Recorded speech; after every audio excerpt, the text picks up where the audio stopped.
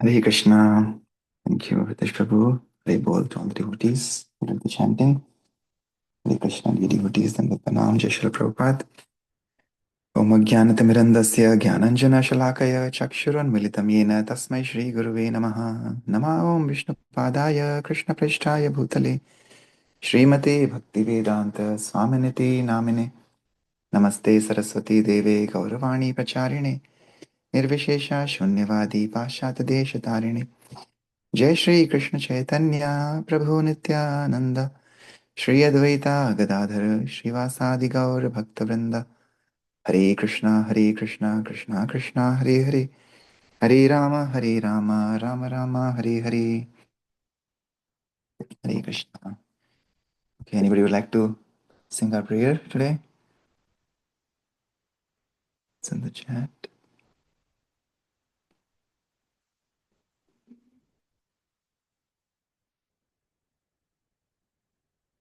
Okay, if not, then I'll do it. Let's sing Shri Govinda Damodar Stotram by Shri Bilvamangala Thakur.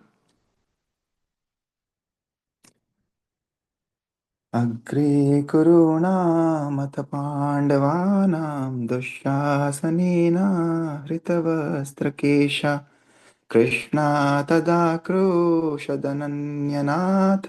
Govind दामोदरमाधवेति Shrikrishna Vishnu मधुकैटभारे भक्तानुकम्पिन् भगवन्मुरारे त्रायस्व मां केशवलोकनाथ गोविन्द दामोदरमाधवेति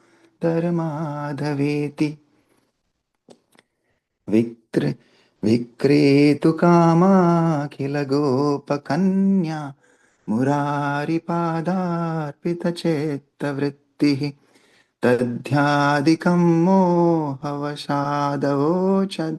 गोविन्द दामोदरमाधवेति उलूखले सम्भृततण्डुलांश्च सङ्घाटयन्त्यो मुसलैः प्रमुग्धः गायन्ति गोप्यो जनितानुरागा गोविन्द दामोदरमाधवेति काचित् कराम्भोजपुटे निषण्णं क्रीडाशुकं किं शुकरक्ततुण्डम् अध्यापयामास सरोरुहाक्षि गोविन्द दामोदरमाधवेति गृहे गृहे गोपवधूसमूह प्रतीक्षणं पिञ्जरसारिकानां स्खलद्गिरं वाचयितुं प्रवृत्तो गोविन्द दामोदरमाधवेति पर्यङ्किकाभाजमलं कुमारं प्रस्वापयन्त्यो खिलगोपकन्यः जगु प्रबन्धं स्वरतालबन्धं गोविन्द दामोदरमाधवेति रामानुजं वेक्षणकेलिलोलं गोपीगेत्वा नवनीतगोलम् आबालकं बालकमजु आजुहाव गोविन्द दामोदरमाधवेति विचित्रवर्णाभरणाभिरामे भीदेहि वक्त्राम्बुजराजहंसे सदा मदीये रसनेग्ररङ्गे गोविन्द दामोदरमाधवेति अङ्काधिरूढं शिशुगोपगूढं स्तनं धयन्तं कमलैककान्तं सम्बोधयामास मुदा यशोदा गोविन्द दामोदरमाधवेति गोविन्द दामोदरमाधवेति गोविन्द दामोदरमाधवेति हरे Krishna Hare Krishna, Krishna Krishna, Hare Hare, Hare Rama, Hare Rama, Rama Rama, Hare Hare. Shri Govind Damodar stotram की जय, शीला बिल्वमंगल ठाकुर की जय, शीला प्रभुपाद की जय. Okay, we can read the translations for the first 10 verses. Anybody would like to do that today?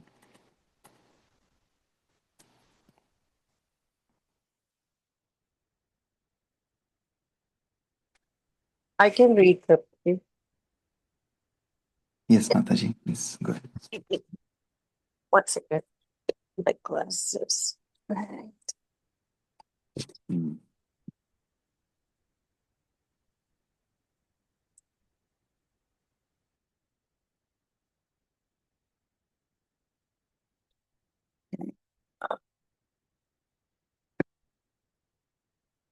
Before the assembled, there you go.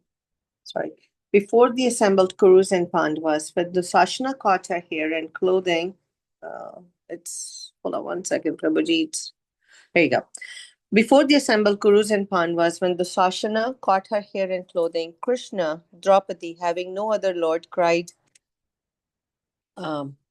Govinda, Damodara, Madhava, O Lord Krishna, Vishnu, enemy of the Madhu and Kaitava demons, O Supreme Personality of Godhead, enemy of Mura, merciful upon the devotees, O Keshava, Lord of the worlds, Govinda, Damodara, Madhava, please deliver me.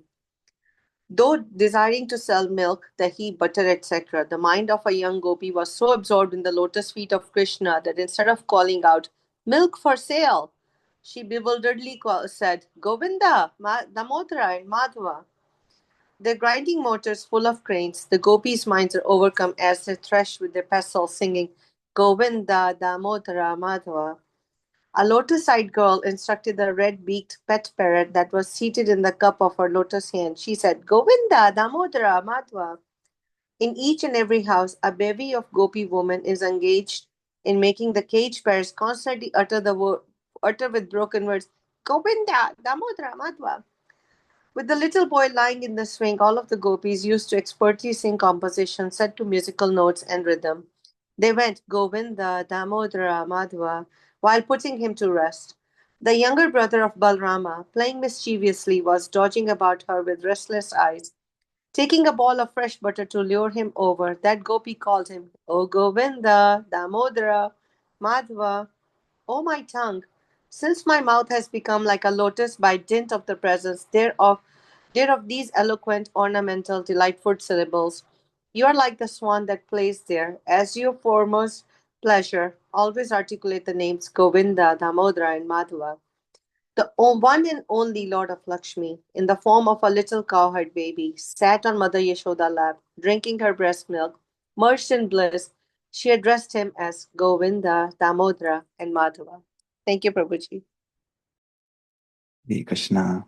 Thank you, Meena Mataji. You get into the mood of all the characters here. Thank you. It is really a lot of fun reading this. that is the bliss we enjoy, chanting the holy names. Yes. Thank you. The one thing I wanted to call out, I don't know if you paid attention, but here, of course, it is similar, but in the beginning, it is Krishna and Krishna, Krishna and Krishna, right? So Yes. Draupadi is Krishna with the A, and the Lord is Krishna. Yes. Both are dark complexion, but yeah, there's one slight difference between Draupadi is Krishna and Hari is Krishna. Okay, thank you once again. Yeah, so with that, we'll continue our Prabhupada Lilamrit. So yesterday we are continuing on chapter 20, staying high forever. We saw after the expedition to Washington Square Park earlier this week, yesterday, Prabhupada led the chanting in Tompkins Square Park, and we saw the different scenes they were seeing, and I was I was reflecting on that. I remembered that prayer that we sang in January timeframe from Sharanagati of Srila Bhaktivinoda Thakur. Keshava Tuva Jagata Vichitra Karma Vipake Bhavavana Brahmai Pekalu Ranga Bahu Chitra. So Keshava, this world of yours is very strange, and it is very vichitra, and I have traveled all over this forest of this universe due to my selfish acts, and I've seen many strange and curious sights. Pekalu Ranga Bahu Chitra, and I've lost or I've forgotten your lotus feet, and that is why I've been caught up in this worldly forest, roaming around here and there, trying to fulfill my selfish acts of either through karma, jnana, yoga, and because I've forgotten your lotus feet. So Bhaktivinoda Thakur prays at the lotus feet of the Vaishnavas that may I always be surrendered to your devotional service, and I just pay obeisances to all these other philosophers, even like Buddha, Jaimini, and others who teach the process of karma, jnana, and yoga. Because I don't want bhakti, I don't want mukti, I don't want siddhis. I only want bhakti of your divine lotus feet. So that is the mood of our acharyas. And we saw all these strange sights we were seeing people from all parts of the world in ugly jackets, in denims, and young kids or teenagers playing, or dogs barking, and travelers stopping their cars. But all kinds of people were there in that one little park in one tiny corner of a large city of New York, right? And this big giant planet that we live on, which is just a minute speck of dust as compared to everything that exists just in this material world, which is itself just a speck of dust as compared to what exists in the entire cosmic creation of the Lord. So it is wonderful how Prabhupada is leading the chanting, and he's taking his disciples to take this movement forward. So we'll continue from here today. Okay, I can read today. Today, the ethnic neighbors just assumed that Prabhupada and his followers had come onto the streets dressed in outlandish costumes as a joke, just to turn everything topsy-turvy and cause stares and howls. They felt that their responses were only natural for any normal, respectable American slum dweller. So it was quite an adventure before the group even reached the park. Swamiji, however, remained unaffected. So what are they saying? He asked once or twice, and Brahmananda explained. Prabhupada had a way of holding his head high, his chin up, as he walked forward. It made him look aristocratic and determined. His vision was spiritual. He saw everyone as a spiritual soul and Krishna as the controller of everything. Yet, aside from that, even from a worldly point of view, he was unafraid of the city's pandemonium. After all, he was an experienced Calcutta man. The Kirtana had begun. The Kirtana had been going for about 10 minutes when Swamiji arrived, stepping out of his white rubber slippers just as if he were home in the temple. He sat down on the rug with his followers, who had now stopped their singing and were watching him. He wore a pink sweater and around his shoulders a khadi wrapper. He smiled, looking at his group. He indicated the rhythm by counting 1, 2, 3. Then he began clapping his hands heavily as he continued chanting. 1, 2, 3. The kartals followed, at first with wrong beats, but he kept the rhythm by clapping his hands, and then they got it, clapping hands, clashing cymbals artlessly to a slow, steady beat. He began singing prayers that no one else knew. Vandeham Shri Guru Shri Yudapada Kamalam Shri Gurun Vaishnavam Cha. His voice was sweet like the harmonium, rich in the nuances of Bengali melody. Sitting on the rug under a large oak tree, he sang the mysterious Sanskrit prayers. None of his followers knew any mantra but Hare Krishna, but they knew Swamiji. And they kept the rhythm, listening closely to him while the trucks rumbled on the street and the conga drums pulsed in the distance. As he sang Shri Rupam Sagrajatam, the dogs came by. Kids stared. A few mockers pointed fingers. Hey, who is that priest man? But his voice was a shelter beyond the clashing dualities. His boys went on ringing cymbals while he sang alone. Shri Radha Krishna Padan. Prabhupada sang prayers in praise of Srimati Radharani's pure conjugal love for Krishna, the beloved of the gopis. Each word passed down for hundreds of years by the intimate associates of Sri Krishna was saturated with deep transcendental meaning that only he understood. Sahagana Lalita Sri Vishakhanvitamsha. They waited for him to begin Hare Krishna, although hearing him chant was exciting enough. More people came, which was what Prabhupada wanted. He wanted them chanting and dancing with him, and now his followers wanted that too. They wanted to be with him. They had tried together at the UN, Anand Ashram, and Washington Square. It seemed that this would be the thing they would always do go with Swamiji and sit and chant. He would always be with them, chanting. Then he began the mantra Hare Krishna, Krishna Krishna, Hare Hare, Hare Rama, Rama Rama, Hare Hare. They responded too low and muddled at first, but he returned to them again, singing it right and triumphant. Again they responded, gaining heart, ringing kartals and clapping hands. 1, 2, 3, 1, 2, 3. Again he sang it alone, and then stayed, hanging closely on each word, clapping, beating cymbals, and watching him looking back at them from his inner concentration, his old age wisdom, his bhakti, and out of love for Swamiji, they broke loose from their surroundings and joined him as a chanting congregation. Swamiji played his small drum, holding its strap in his left hand, bracing the drum against his body, and with his right hand playing intricate mridanga rhythms.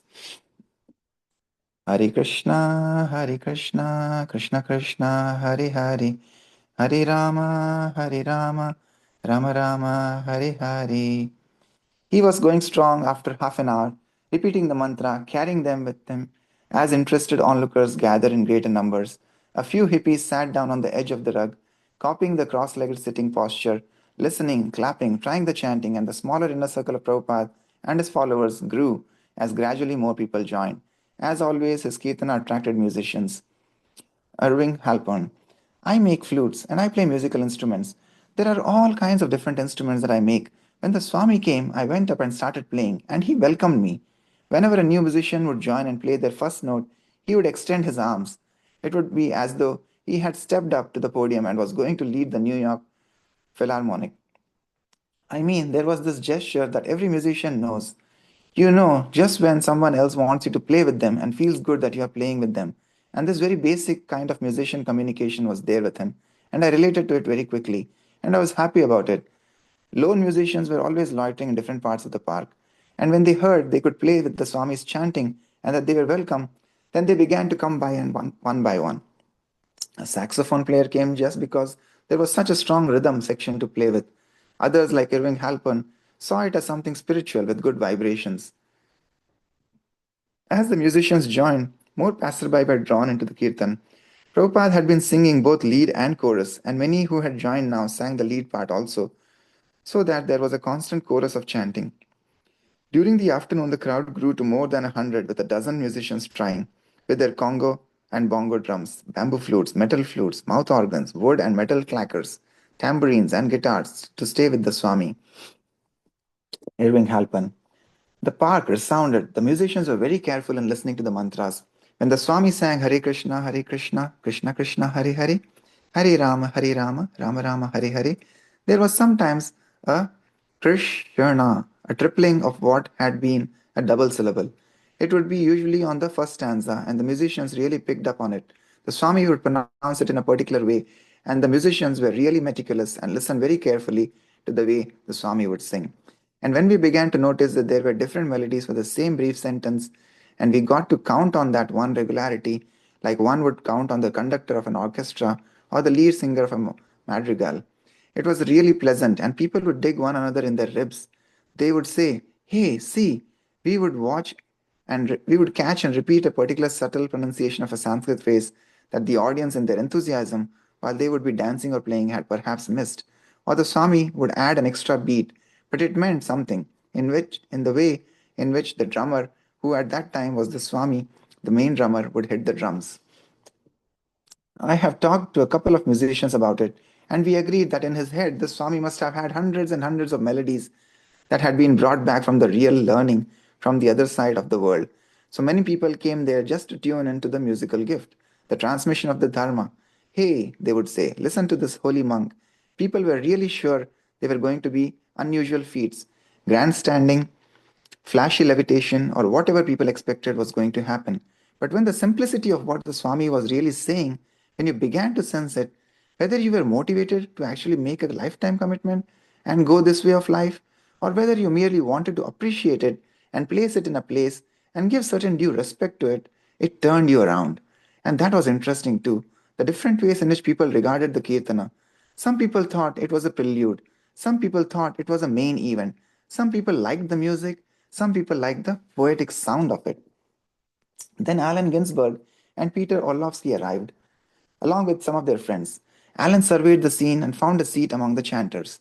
With his black beard, his eyeglasses, his bald spot surrounded by long black ringlets of hair, Allen Ginsberg, the poet patriarch, come to join the chanting, greatly enhanced the local prestige of the kirtan. Prabhupada, while continuing his ecstatic chanting and drum playing, acknowledged Allen and smiled. A reporter from the New York Times dropped by and asked Allen for an interview, but he refused. A man should not be disturbed while worshipping. The Times would have to wait. Allen, Tompkins Square Park was a hotbed of spiritual conflict in those days, so it was absolutely great. All of a sudden, in the midst of all the talk and drugs and the theory, for some people to put their bodies, their singing, to break through the intellectual ice and come out with total bhakti, that was really amazing. The blacks and Puerto Ricans were out there with drums too, doing conga. But here was a totally different kind of group, some of them with shaven heads, and it was interesting. It was a repetitious chant, but that was also great. It was an easy chant to get into. It was an open scene. There was no boxed corner there in the actual practice. So, general smiles and approval and encouragement as the beginning of some kind of real communal get together in the park with a kind of serious underbase for exchange instead of just hog dog on the drums. Prabhupada was striking to see. His brow was furrowed in the effort of singing loud, and his visage was strong. The veins in his temples stood out visibly, and his jaw jutted forward as he sang his Hare Krishna for all to hear. Although his demeanor was pleasant, his chanting was intense, sometimes straining, and everything about him was concentration. It wasn't someone else's yoga retreat or silent peace vigil, but a pure chanting, be in of Prabhupada's own doing. It was a new wave, something everyone could take part in. The community seemed to be accepting it. It became so popular that the ice cream vendor came over to make sales. Beside Prabhupada, a group of young, blonde haired boys, 5 or 6 years old, were just sitting around. A young Polish boy stood staring. Someone began burning frankincense on a glowing coal in a metal strainer, and the sweet fumes billowed among the flutists, drummers, and chanters. Swamiji motioned to his disciples, and they got up and began dancing. Tall, thin Striyadhisha, his back pocket stuffed with stay high forever flyers, raised his hands and began to dance. Beside him, in a black turtleneck, big chanting beads around his neck, danced Achyutananda, his curly, almost frizzy hair long and disarrayed. Then Ramananda got up. He and Achyutananda stood facing each other, arms outstretched, as in the picture of Lord Chaitanya's Kirtan. Photographers in the crowd moved forward. The boys danced, shifting their weight from left foot to right foot, striking a series of angelic poses, their large red chanting beads around their necks. They were doing the Swami step. Brahmananda. Once I got up, I thought I would have to remain standing for as long as Swamiji played the drum. It will be an offense, I thought, if I sit down while he's still playing. So I danced for an hour. Prabhupada gave a gesture of acceptance by a typically Indian movement of his head, and then he raised his arms, inviting more dancers. More of his disciples began dancing, and even a few hippies got up and tried it. Prabhupada wanted everyone to sing and dance in Sankirtan. The dance was a sedate swing and a stepping of bare feet on the rug, and the dancers' arms were raised high, their fingers extended toward the sky above the branches of the autumn trees. Here and there throughout the crowd, chanters were enjoying private ecstasies. A girl with her eyes closed played finger cymbals and shook her head dreamily as she chanted. A Polish lady with a very old worn face and a babushka around her head stared incredulously at the girl. Little groups of old women in kerchiefs, some of them wearing sunglasses, stood here and there among the crowd, talking animatedly and pointing out the interesting sights in the kirtan. Kirtananda was the only one in a dhoti, looking like a young version of Prabhupada. The autumn afternoon sunlight fell softly on the group, spotlighting them in a golden glow with long, cool shadows. Hare Krishna. Okay, we'll pause here. This is perfect timing again. Like we say, when we read these books, these are not just some mundane books we are reading. It is like how Kulashekar Alvar, when he was hearing Ramayana, Lord Ram was always present before him. Similarly, Srila Prabhupada is like literally present here before us. He's guiding us every day. And it is perfect timing that we are reading this when we are all, or most of us at least, are headed to Sadhu Sangha tomorrow, starting tomorrow through Monday, the long weekend.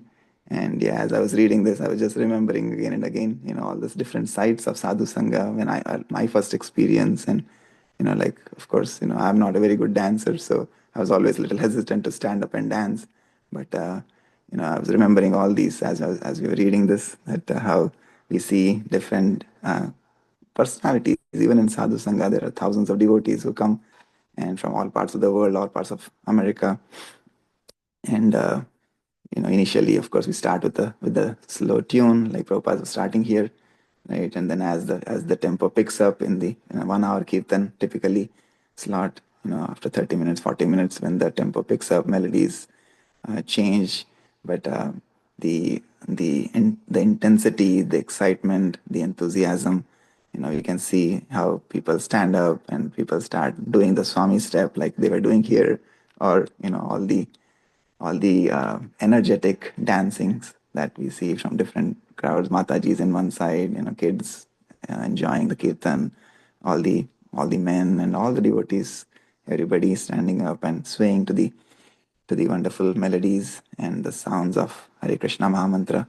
So it just reverberates, and like I was saying earlier, then talking to that security guard, he was astonished that we were able to do this for 3 days, all the different melodies, and like how the disciples of Prabhupada are thinking here, oh, he has hundreds and hundreds of melodies that he has brought with him, and that is true. And we saw how even like Srila,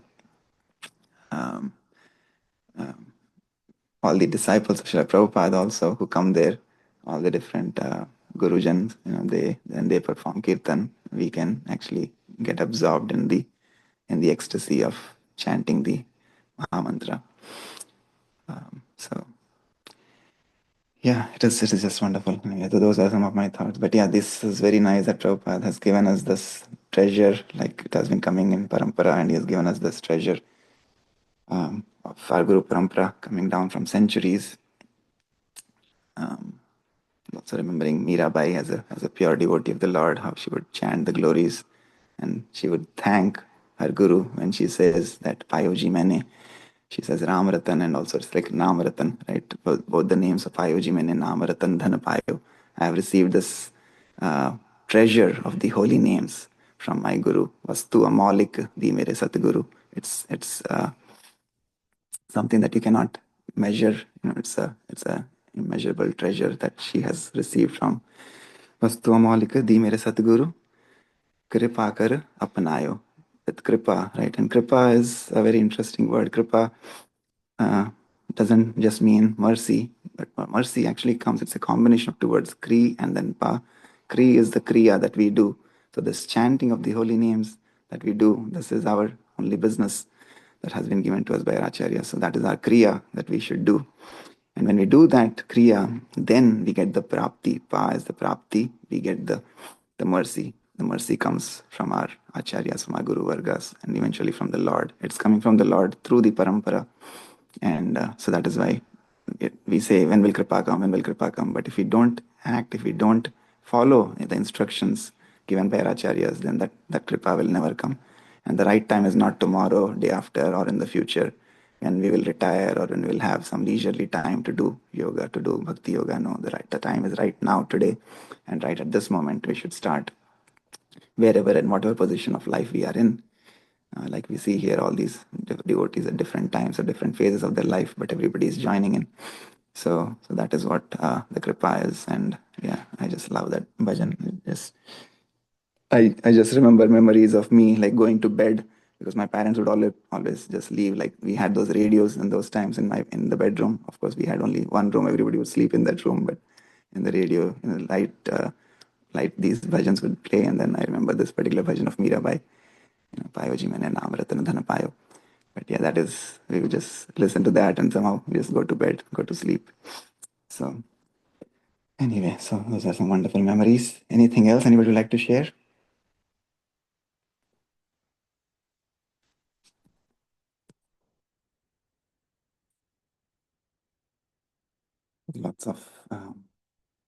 Lots of devotees here today from different, I think maybe from Indianapolis, from Kentucky, of course, and from Cincinnati. Anybody? Any other thoughts, reflections? Anything you liked, or anything that you look forward to as you go to Sadhu Sangha?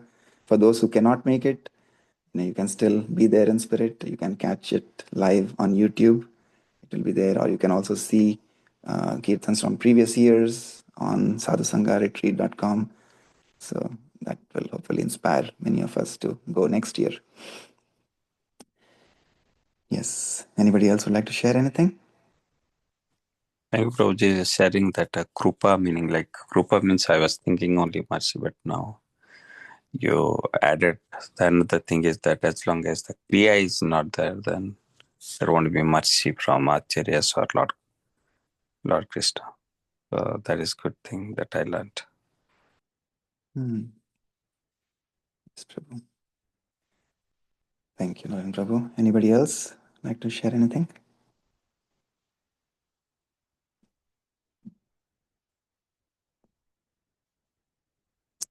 Okay. If not, then maybe we'll stop here for today. Thank you once again for your kind association, and we'll look forward to having you again tomorrow. Hare Krishna. So we'll end with Vaishnava Pranam prayers. Vancha kalpatarubhyascha kripa sindhubhya eva cha patitanam pavanebhyo vaishnavebhyo namo namaha. Anantakoti Vaishnavrind ki jai, Jagat Guru Srila Prabhupada ki jai, Srila Prabhupada Leelamrit ki jai, Nitai Gaur Premanande, Hari Hari Bol. Krishna. Thank you. Hare Krishna. Hare Krishna. Thank you, Prabhuji. Hare Hare Krishna.